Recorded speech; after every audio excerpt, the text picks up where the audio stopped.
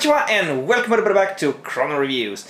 It's time for yet another Jurassic World toy review, but this time it's not a dinosaur, it's the creator of dinosaurs, the founder of Jurassic Park himself, John Hammond. And this is the beautiful cover box for the SDCC, the San Diego Comic-Con exclusive that was Hammond, and it was a big debate over that finally we get Hammond, but he is an exclusive, so basically they shut the fans down. But I do think they will do a regular release without this special packaging and maybe without the special accessory. But I got him and I love it. Just the package itself with Jurassic Park and the gate is just beautiful. So on the sides and everything there's this nice red and orange. This is something that takes me back to the Kenner days. On the back there is Jurassic Park with a big logo. And there's Mattel and the licenses on the bottom. A beautiful package. But you can also open this gate and view the figure. This is real beautiful because it really takes care of how to display this beautiful package with the character visible for the collectors that want to keep him in the box. I'm actually considering getting a second one to keep in the box, but I'm opening this one both for the review purpose and for displays I want to make. So you can simply open up and take the box out though, so you don't need to destroy the outer package. And inside there is the normal Legacy Collection package, but it says John Hammond on the top. I think they normally have the text down here, at least on the normal releases. So it's a little bit of a change, but it's still the park gate here. I think it's more gate and less vegetation on Hammond. I think there was a T-Rex here on the normal Legacy human packaging as well. And you can see it comes with the raptor hatchling.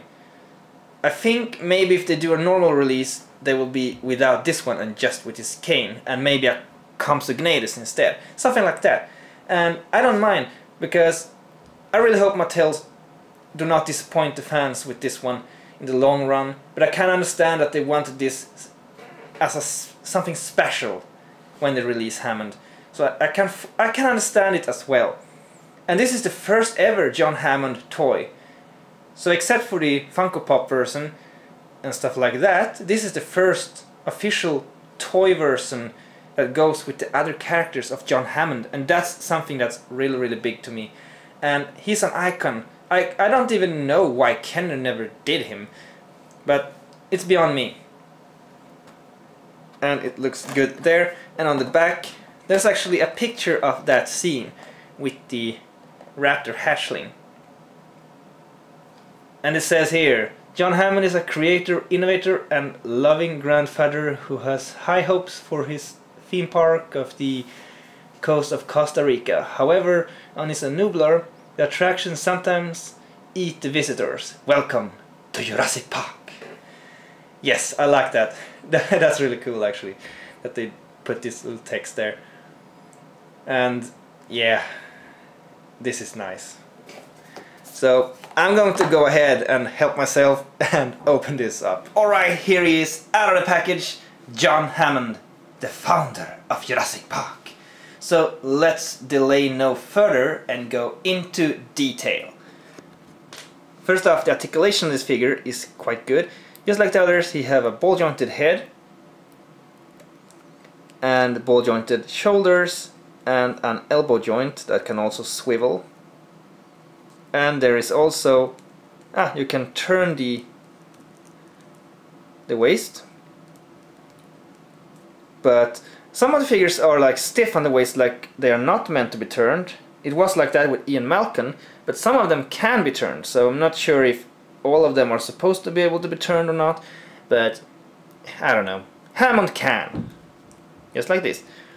And the legs can be moved on ball joints, and the shirt is bendable all the way up here, so you can go very high up in the posing. And there's also knee joints, so you can basically make a pose that is he can go down on his knee and have one foot up like this. Well, you can almost do it. Almost. But you get what I had in mind. When he goes down, crouches down, when Grant is about to faint, when he tells him they have a T-Rex, that sort of things. And the paint job on the clothing and everything is mostly white, but that's what Hammond is dressed in white. And the paint job on the face are really good actually, but Mattel do a good job on the details on the faces. Although he does look a little bit like a bearded white Lawrence Fishburne, but you can still clearly tell who this is, and they still did a fairly good job. And he has his iconic hat and the watch. It's nicely painted. There are barely no paint spillage, no bleeding, so it's very clean. And I can understand that they actually want to keep it as clean as possible to not upset people when it's an exclusive. So I guess they had a little bit better quality control on this one because it's limited. It's a shame they don't have that quality control all the time, but he's simple enough to fit in with the rest, but he's one step above in quality control, and I like that. And his glasses seem to be detachable just like Malcolm's, with pegs on the sides. The only thing is lacking, just like with Malcolm, one small tiny detail, is that it's supposed to have a ring. I don't know if it was that hand or that hand, but on one of the fingers. But I can see why they skipped on it. It's a very, very minor and small detail. The same with Malcolm, he's supposed to have a ring as well.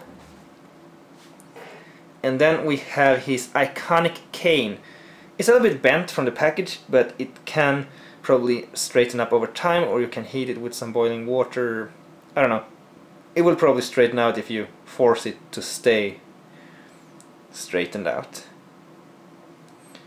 And it's made in a beige color, and there's a painted on mosquito on the amber egg on the top, so it's a very nice detail. It's a shame it's not cast in inside, but we can't expect too much from a toy, can we? At least the detail are there. It's so tiny, it's hard to see where the focus are, but yeah, I hope it works. So you can put it in his hand.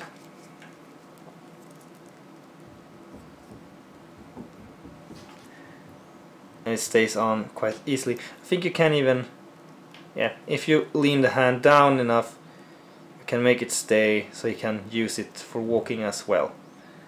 Like that. And then we have the raptor nest. Well, the lab raptor nest. And this looks nice. The raptor itself are not really accurate. The snout is too slim. And it's green, so it's more like Charlie as a baby. I'm not sure why, and they did a dual pack with Muldoon and a raptor that's supposed to be a JP raptor, but it's greenish brownish, not brown as it's supposed to, so I'm not sure what's the deal with that. But this is still a nice little detail. It makes me want a Dr. Wu figure so that you can build a lab, but all the wishful thinking. As usual, the wishful thinking. But still a nice accessory. And my bet is that this is the exclusive accessory, and that they will pack the normal Hammond, as I said before, probably with a Compy instead. But who knows, maybe they just end up doing the same packing with the same accessories, and that would be cool for all the fans out there, but I don't bet on it.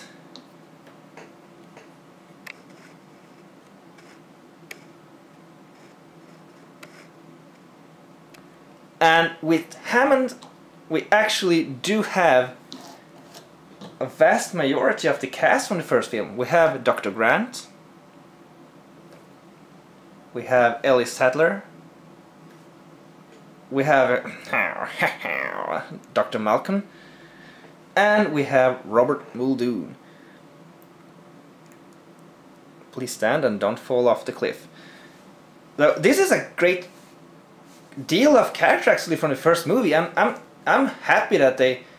I mean, think about it. The more characters in the same scale and the same style of toy. I mean, put a Kenner one beside those and they look out of scale and out of proportion. But Mattel are going the more realistic route with the proportions, and having a cast of characters like this, it feels really good. It feels amazing. I mean, think about it. If they released Dennis Nedry, Ray Arnold, and Donald Gennaro, and maybe Dr. Wu, and Park Workers, but I don't bet on it. I don't bet on any of it. Maybe Nedry.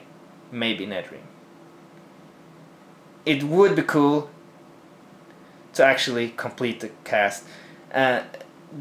Because there are a lot more characters in The Lost World and the other movies that needs to be done. And I really hope that they do the Lost World characters, but I don't bet on that too either. But it's great to see those together. So this is like the main cast, and that's amazing. And then for reference we can have a Velociraptor, so here's blue for size reference, but Hammond is just like any human, except that he's actually slightly shorter than Grant and the others. Just like he's supposed to. They actually made him slightly shorter. And also to note, the sculpture on this figure is totally fresh. It's not like a repaint of different parts. Sure, those are all fresh sculptures, it seems.